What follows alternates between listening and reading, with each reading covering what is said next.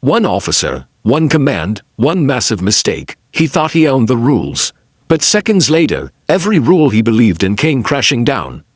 Stay till the end, because this story changes everything. The neighborhood of Oak Ridge Heights was known for three things: peace, privacy, and powerful residents. Tall trees lined the smooth roads. Security cameras were hidden behind elegant hedges. Most homes looked ordinary, by design. The people who lived there didn't want attention. One of those homes belonged to Daniel Carter. To outsiders, Daniel was just another middle-aged man with neat habits. He drove a modest car, waved politely at neighbors, and kept his lawn perfectly trimmed. What no one in Oak Ridge Heights knew was that Daniel Carter was the director of the FBI. He didn't live there as a symbol of power. He lived there to escape it. Officer Raymond Holt had recently been transferred to the area. Tall, loud, confident, and very sure of one thing: rules only matter if someone enforces them. Ray believed authority was something you showed, not earned. On his first week, he wrote more citations than any other officer. Parking warnings, noise complaints, garage violations. He didn't care who you were. He loved saying one sentence more than any other: "My rule's here." One quiet afternoon, Officer Holt noticed something he didn't like. Daniel Carter's garage door was partially open. Inside were tools, boxes, and a classic red convertible, old, clean, and clearly well-maintained. Holt frowned. "This violates city appearance guidelines," he muttered. Daniel wasn't home. He was in Washington, handling national matters. Instead of issuing a notice like protocol required, Holt made a decision. A bad one. He radioed for maintenance support, claiming the garage posed a public safety concern. Neighbors watched nervously as the situation escalated far beyond reason. Mrs. Ellis from across the street whispered, "Isn't that a bit extreme?"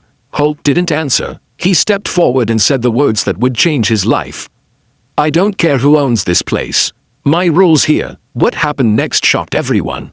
A mishandled action caused a reaction inside the garage. Alarms sounded, smoke rose, damage spread quickly. Within minutes, the garage and everything inside was ruined. The red convertible, the equipment, decades of personal memories. Neighbors stood frozen. One man whispered, "This feels wrong." Holt stood back, arms crossed. "Order restored," he said confidently. He had no idea what he had just touched. That night, a black government vehicle stopped outside the house. Daniel Carter stepped out. He didn't shout. He didn't run. He simply stood there, staring at what remained of his garage. A neighbor approached carefully. "Sir, an officer did this today." Daniel nodded slowly. "Which one?" The neighbor hesitated. "Officer Raymond Holt." Daniel took out his phone.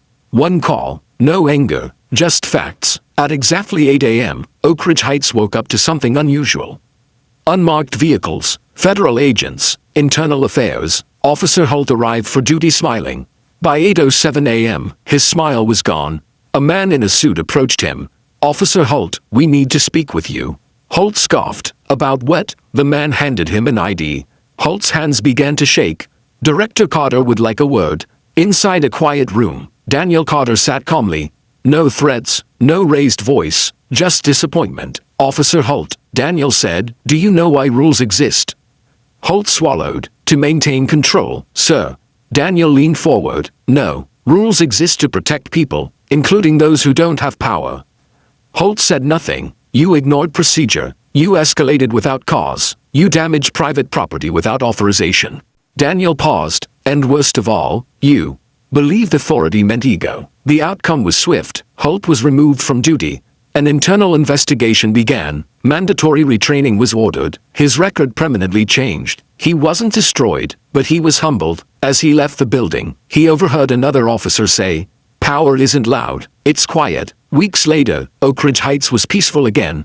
The garage was being rebuilt, the red car restored. Daniel stood outside one evening when a familiar figure approached.